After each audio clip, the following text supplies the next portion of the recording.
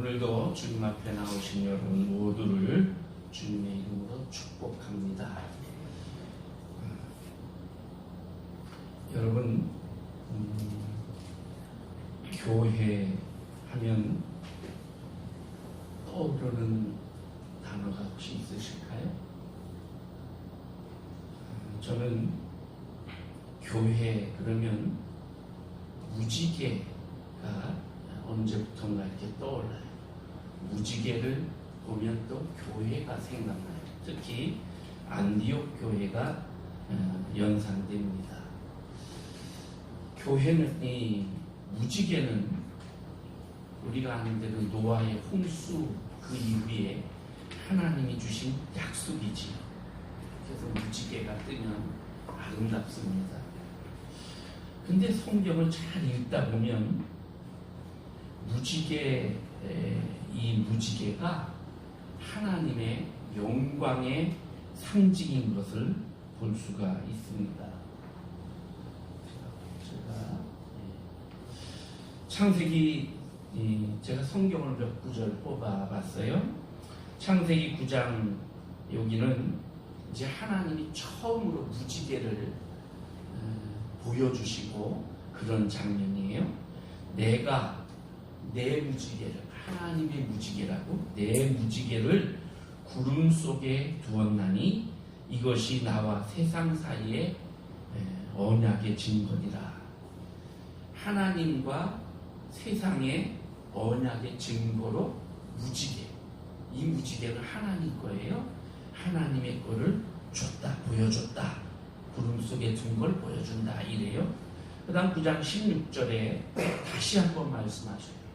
무지개를 구름 사이에, 무지개가 구름 사이에 있으리니 내가 그걸 보고 나 하나님과 모든 육체를 가진 땅의 모든 생물 사이에 영원한 언약을 기억하리라. 땅에 있는 모든 생물을 물로 싹 요래버렸잖아요. 이제 그거 하나님이 다시는 그렇게 안 하겠다 하는 것을 무지개를 보면서 하나님이 생각하시고, 참 내가 그 약속했지, 이렇게 하신다는 거예요. 이게 우리 사람의 입장으로 표현하신 거예요. 하나님이 우리처럼 건망증이 있어서 깜빡 잊어버리고 있다가 참 그렇구나, 그거 생각났다, 이러는 게 아니고, 이건 지금 우리 인간의 입장으로 이렇게 표현을 해 쓰신 거예요. 이 무지개는 사람과 하나님과만의 약속이 아니고 하나님과 모든 이 자연문과의 약속입니다. 자, 한 군데 더 넘어가면 에스겔 1장 28절에 그 사방 광채의 모양은 비 오는 날 구름에 있는 무지개 같으니 이는 여호와의 영광의 형상의 모양이라. 여기 분명히 그렇게 돼 있죠. 무지개 같은 게 있는데 그게 여호와의 영광이다. 그 형상이다. 내가 보고 곧 엎드려 말씀하시는 이의 음성을 들으니라. 에스겔이 바벨론의 포로로 잡혀갔어요. 잡혀가고 5년 있다가 하나님의 부르심을 받습니다. 그발강이라는 강가에서 묵상하고 있다가 갑자기 하늘이 열리는 걸 보고 하늘에서 하나님의 형상, 하나님의 보좌가 쫙 보여요. 그리고 네 생물이 보이고 이 네 생물이 나중에 요한계시록에 나와요. 자, 그런데 그렇게 그 그룹 천사들이 날고 이러는 그 영광의 모습을 보는 장면 중에 하나예요. 여기 보니까 하나님의 영광의 모습, 그게 쫙 비 오는 날 구름에 있는 무지개처럼 쫙 이렇게 하나님 그 보좌에 깔려 있더라, 이것이죠. 그러면서 그 뒤에 있는 말씀을 보면 사람 모양 같은 것이 있었다. 이 계시록에 나오는 예수 그리스도의 모습을 이렇게 말하고 있습니다. 자, 그럼 이제 계시록으로 넘어가면요. 계시록 4장 3절에 그 보좌에 앉으신 이가 있는데, 그 앞절에 그렇게 되어 있고요. 그 앉으신 이의 모양이 벽옥과 홍보석 같고 또 무지개가 있어 보좌에 들렸는데 그 모양이 녹보석 같더라. 보좌가 있는데 그 보좌는 푸른빛이 쫙 도는 그런 녹보석 같대요. 그리고 그 보좌 뒤로 무지개가 쫙 둘렸는데 그 무지개 거기 그 사이에 앉으시니, 보좌에 앉으시니가 벽옥과 홍보석 같대요. 자, 다음 그림을 한번 보세요. 이게 지금 제가 이렇게 찾은 거예요. 벽옥이고요. 위에 게 이게 홍보석이에요. 그 다음 저쪽은 녹보석이에요. 주님의 보좌가 녹보석처럼 저런 푸른빛이 쫙 돌고 있는데 그 위에 무지개가 있고요. 보좌에 앉으신 예수님이 이 홍보석처럼 붉게 빛난다는 거예요. 예수님의 보혈을 의미해요. 그래서 보혈로 덮여주신 예수 그리스도께서 보좌에 이렇게 쫙 앉아 계셔요. 그리고 이제 그 다음 말씀을 보면 번개 같은 큰 우레 같은 그런 음성 천둥 소리가 들리고, 그러면서 24장로들과 그런 그 하늘에 있는 그런 천사들이 쫙 흰옷과 금관을 쓰고 주님 보좌 앞에 쫙 둘러서 있는 그런 모습이에요. 자, 여기도 무지개가 나오죠. 하나 더, 계시록 10장 1절.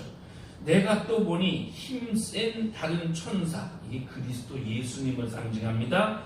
구름을 입고 하늘에서 내려오는데 그 머리 위에 무지개가 있고 그 얼굴은 해 같고 그 발은 불기둥 같다.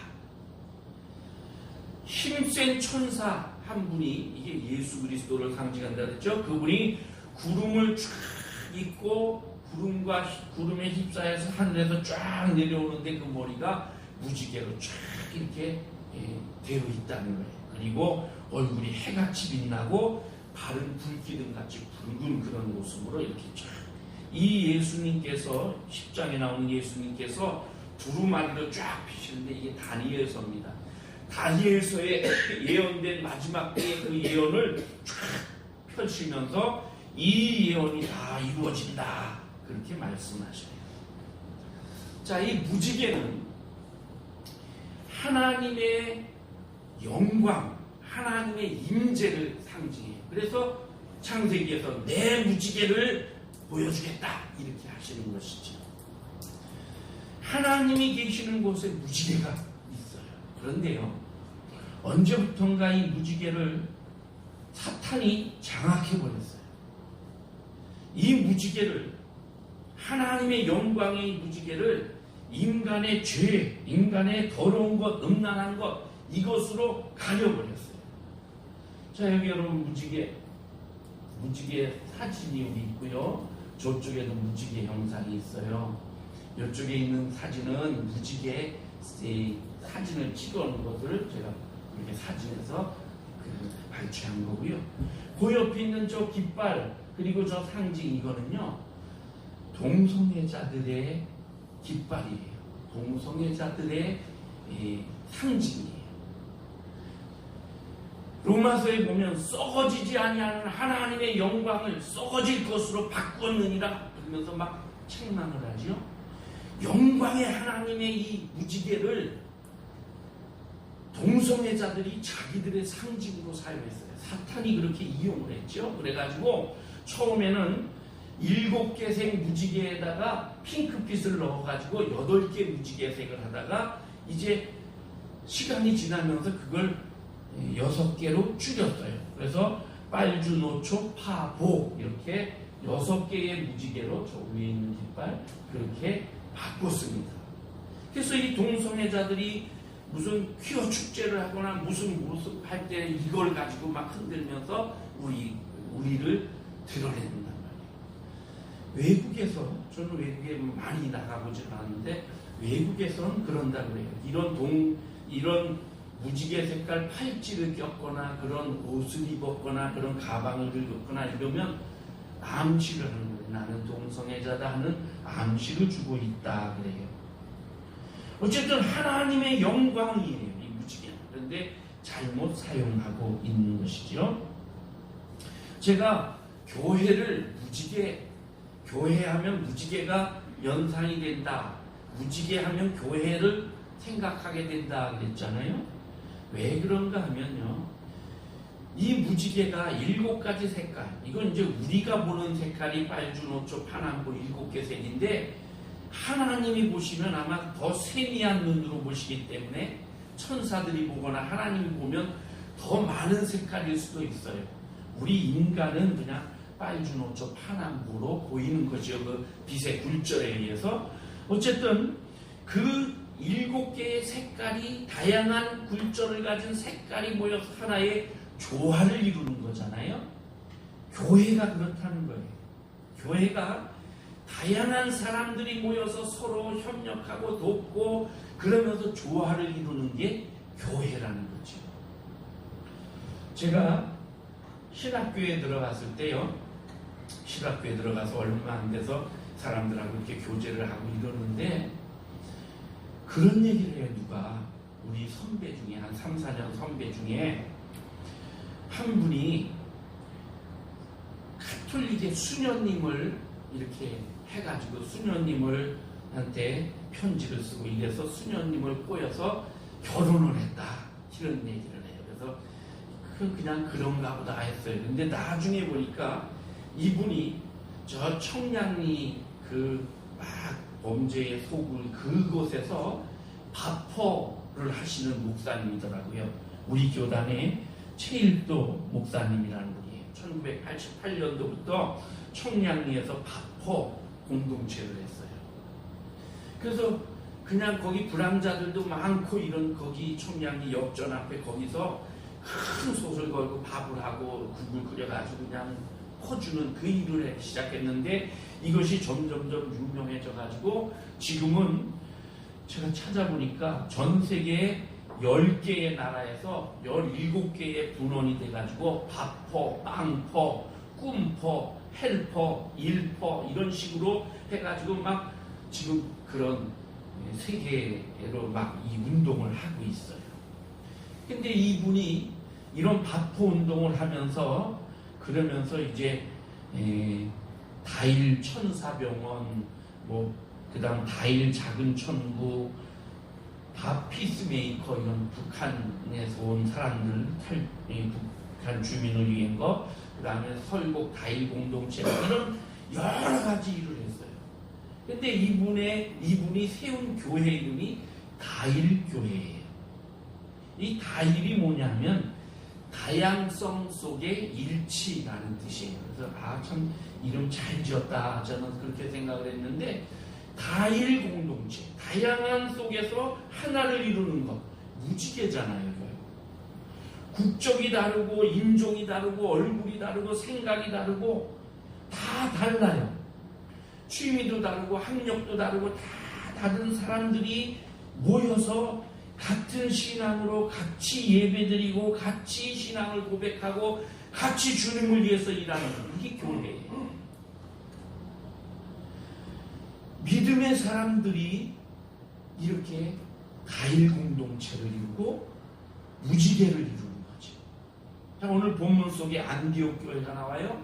바로 이 교회가 이런 다양성 속에 일치를 이룬, 그래서 하나님의 영광, 무지개를 드러낸 무지개 같은 교회가 그런 이 안디옥 교회예요. 지난주에 제가 사도행전 11장을 말씀드리면서 안디옥 교회 설립 배경을 쭉 얘기했죠. 그리고 주님의 손이 함께하는 교회였다, 그 얘기를 했어요. 안디옥 교회가 복음 전파에 힘쓰고 말씀을 듣고 실천하고, 그래서 처음으로 그리스도인이라는 이름을 듣고 서로 용납하고 돕고, 그래서 선교 구제헌금을 해서 예루살렘에 보낼 정도로 이렇게 힘쓰고, 그래서 정말 주님의 손이 함께하는 교회가 됐다. 우리 교회도 그런 교회가 되면 좋겠다, 이런 설교를 지난주에 했어요.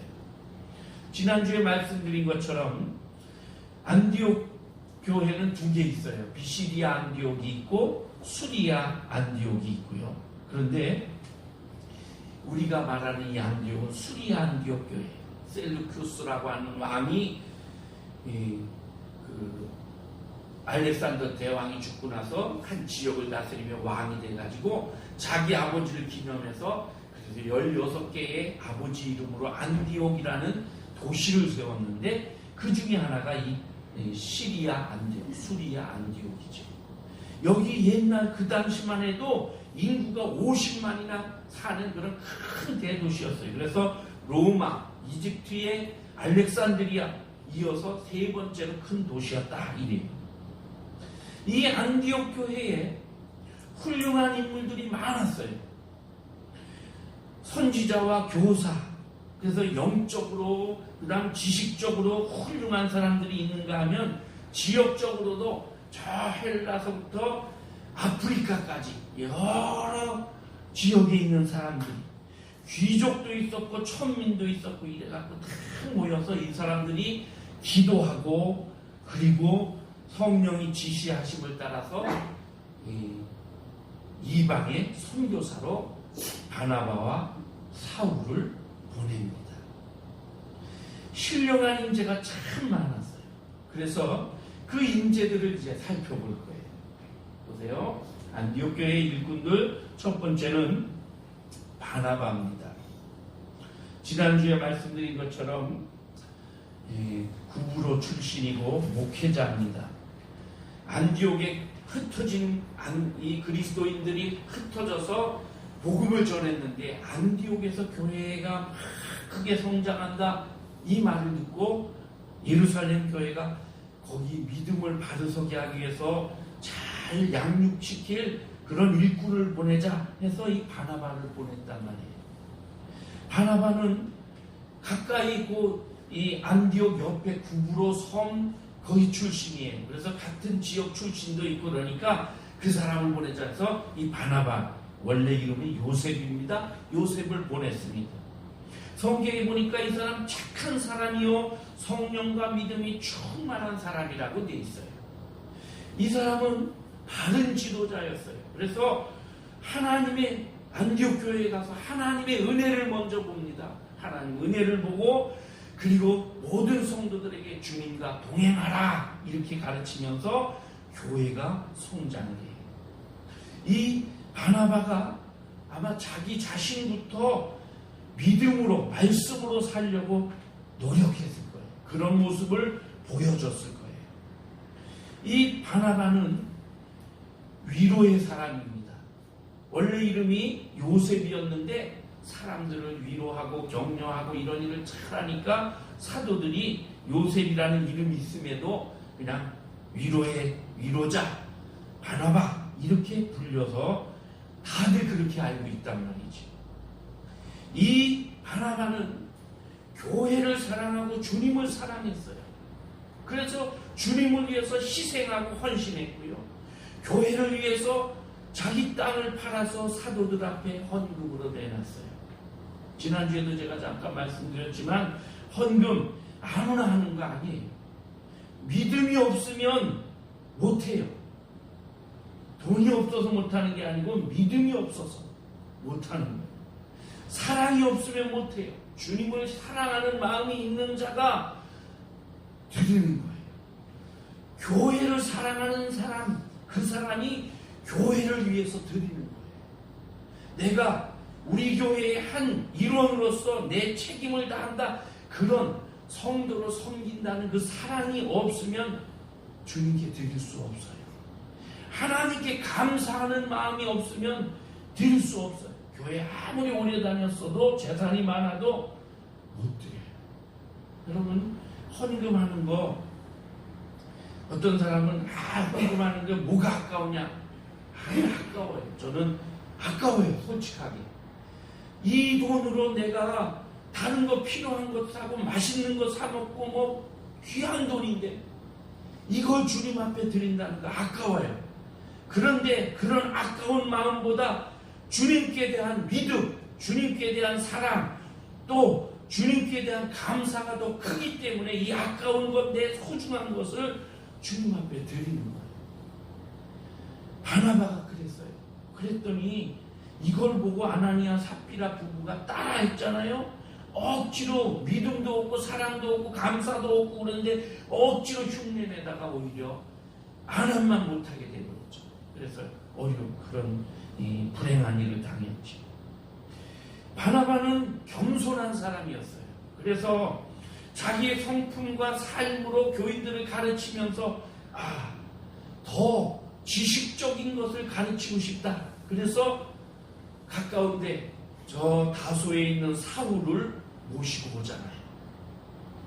사울은 율법과 유대교의 능통한 자고 사마리아의 바리새인이고 공회원이고 정말 훌륭한 사람인데 사람들이 아직 그를 인정해주지 않을 때, 그럴 때 그를 모시고 와서 같이 협력 목회자로 일하는 거예요.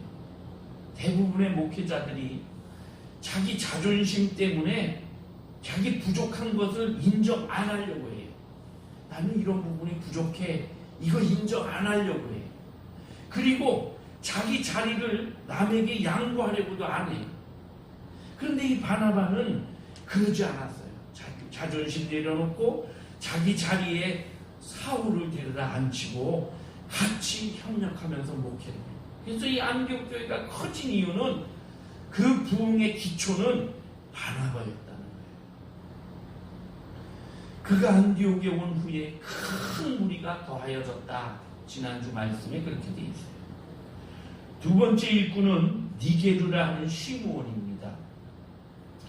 이 시므온은 다른 지역에도 시므온이 많고 그 당시 시므온이라는 이름이 많기 때문에 그래서 구별하기 위해서 니게르라는 단어를 썼어요. 이 니게르는 검다는 뜻이에요.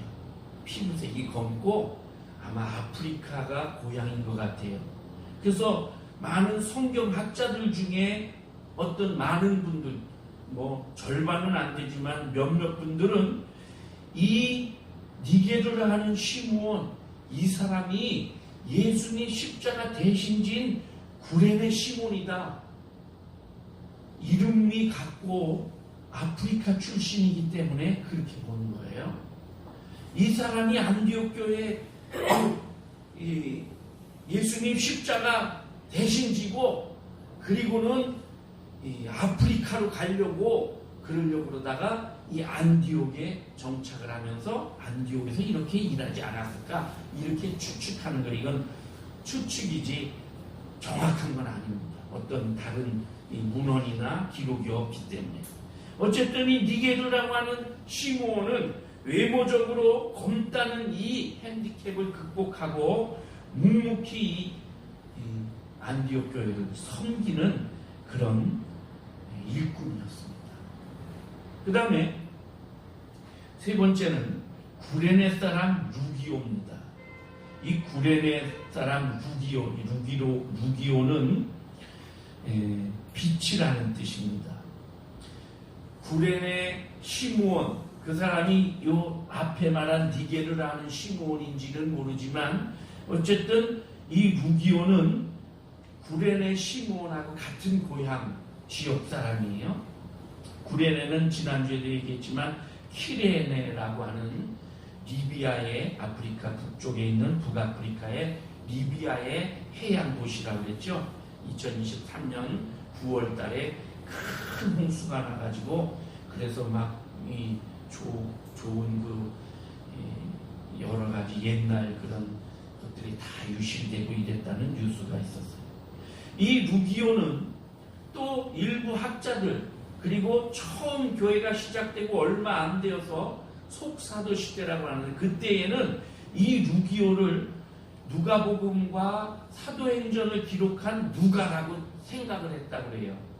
이름이 비슷하니까. 그래서 누가가 성경을 기록한 그 누가가 이 안디옥 교회에 있다가 그러다가 사울이죠. 아직 사울이 이 전도여행 갈 때 따라가지 않았나, 그래서 성경을 기록하지 않았나, 이렇게 추측을 했었어요. 그런데 지금 시대에 와서는 그 사람은 아니고 다른 누가, 의사였던 누가였다, 이렇게 이제 지금은 별개로 보고 있습니다. 어쨌든 이 사람도 아프리카 출신이지만 열심히 안디옥 교회를 섬겼습니다.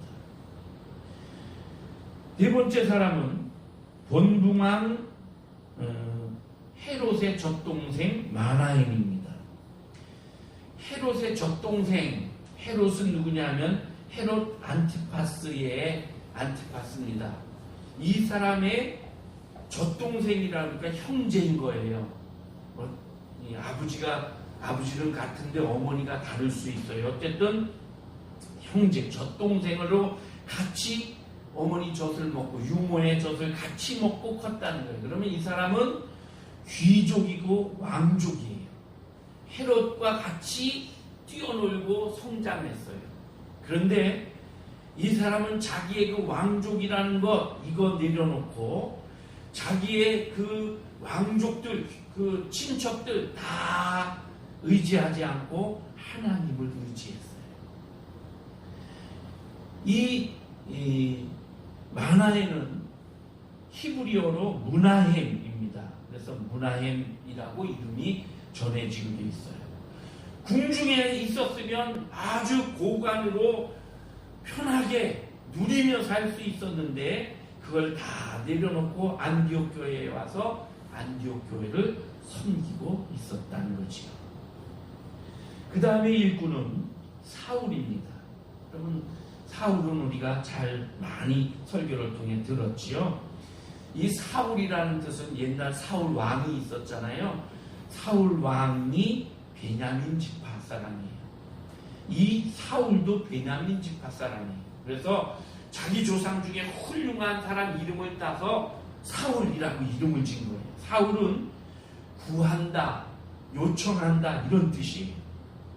사울의 어머니는 베냐민 지파의 유대 여자였어요. 아버지는 헬라인이었었어요. 그래서 이 사울은 태어나면서부터 이 로마의 시민권을 가지고 태어났어요. 아버지가 로마 시민권자이기 때문에. 이 로마의 시민권은 그 당시에 대단한 거예요.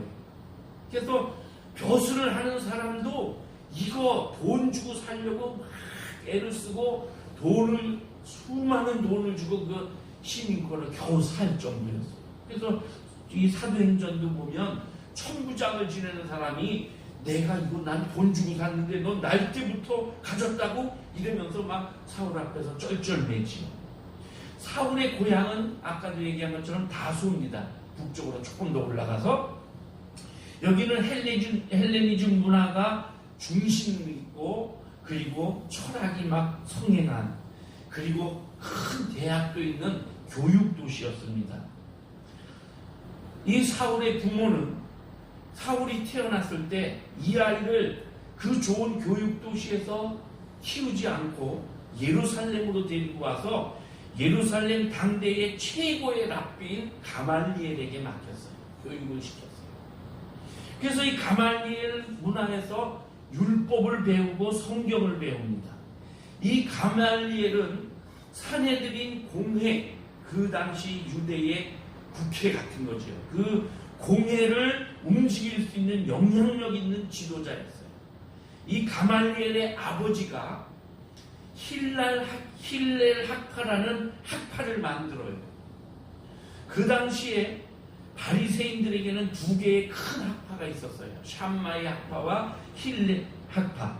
이 두 학파가 있었는데 이 두 학파 중에 힐렐 학파의 큰 기둥이 바로 이 가말리엘이에요. 가말리엘은 랍비 중에 랍비라는 뜻으로 라반이라고 불려졌다고 해요.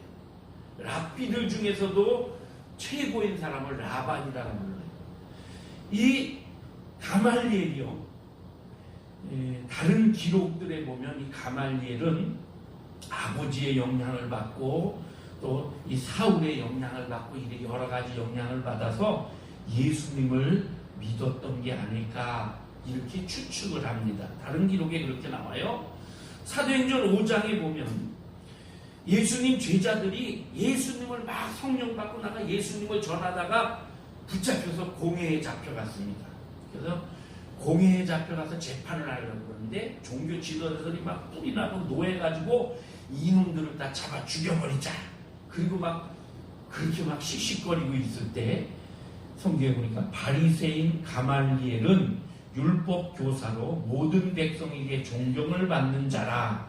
공회 중에 일어나 명하여 사도들을 잠깐 밖에 나가게 하고 공회를 하고 있는 거기 막 죽여버려야 돼 이러고 막 분위기가 그런데 그때에 이 사람이 내가 얘기 좀 하자 이러고 일어서서 사도들 거기 지금 제수로 탁 묶여있는 그 사람들 잠깐 내보내라 그래 놓고 말합니다.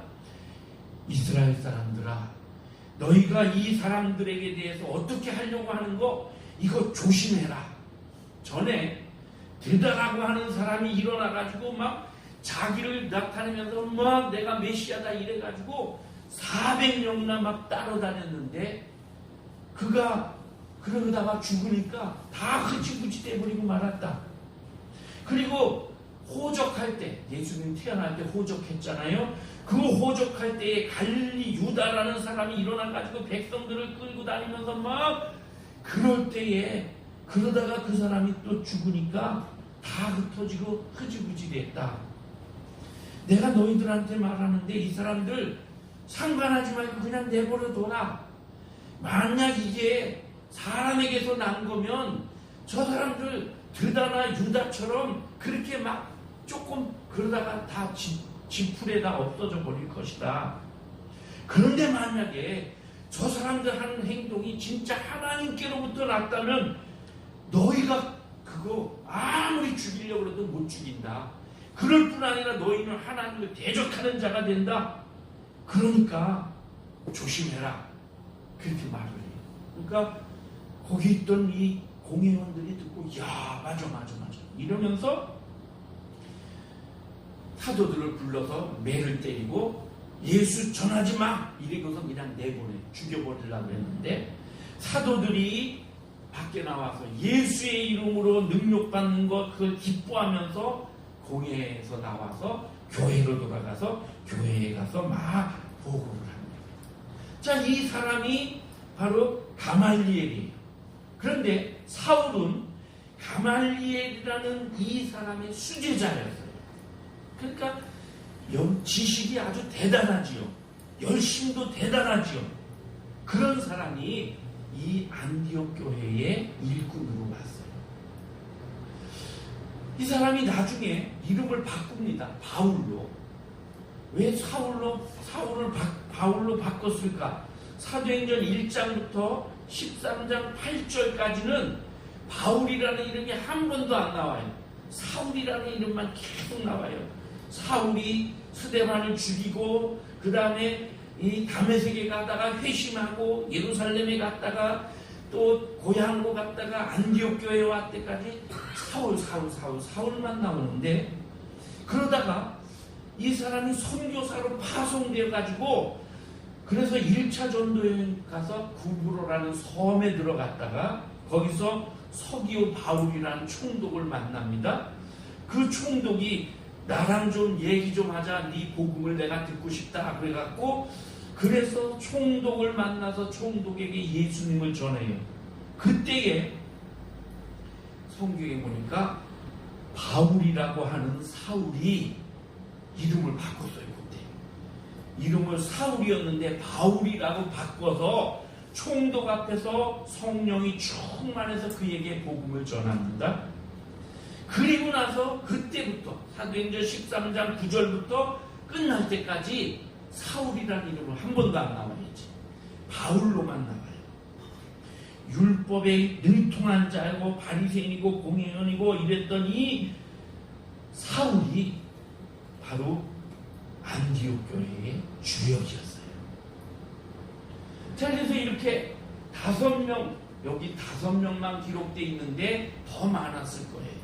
주축되는 이 5명, 출신도 다르고 학력도 다르고 생긴 것도 다르고 피부색도 다르고 다 다른 이 사람들이 협력해서 안디옥 교회를 섬겼어요.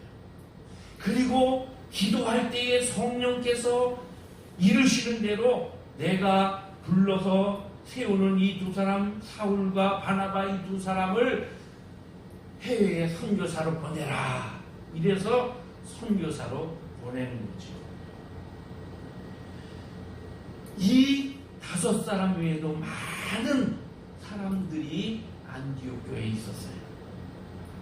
무지개 수많은 사람들이 다양한 색깔, 다양한 그런 모습으로 있었는데 다 자기 색깔을 띠면서도 조화를 이루고 아름다운 하나님의 영광의 형상을 드러냈다는 거예요.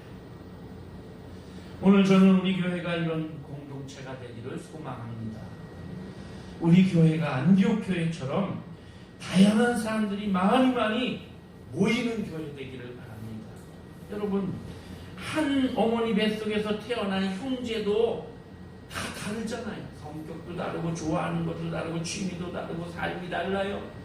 다른 그 사람들이 다르지만 자기 색깔을 드러내면서 서로 조화를 이루고 성령 안에서 말씀 안에서 하나가 돼서 같이 신앙생활하고 같이 예배드리고 같이 기도하고 그러면서 협력하고 돕고 그래서 조화를 이루는 이 안디옥 교회, 이 교회처럼 우리 거룩한 성 시온 교회가 여러분 성도 모두가 무지개처럼 다양한 빛을 내면서 서로 조화를 이루고 하나님의 영광을 크게 드러내는 그런 우리 교회가 되기를 바랍니다. 기도하겠습니다. 하나님, 안디옥 교회는 다양한 사람들이 모여서 일치를 이루는 무지개 같은 교회였습니다. 많은 일꾼들이 서로 다르지만 협력하면서 교회를 든든히 세워갔고 그래서 교회는 점점 더 많은 무리가 모여 부흥하고 성장하는 그런 교회였습니다. 주님, 우리 거룩한 성 시온 교회가 이런 교회가 되기를 원합니다. 주여 도와주옵소서. 우리 모두가 각자 다른 그런 모습을 가지고 있지만 서로 조화를 이루면서 주님의 뜻을 아름답게 이루어가고 주의 큰 무지개 영광을 드러내는 그런 우리 모든 성도들이 되게 하여 주옵소서. 예수님의 이름으로 기도하옵나이다. 아멘.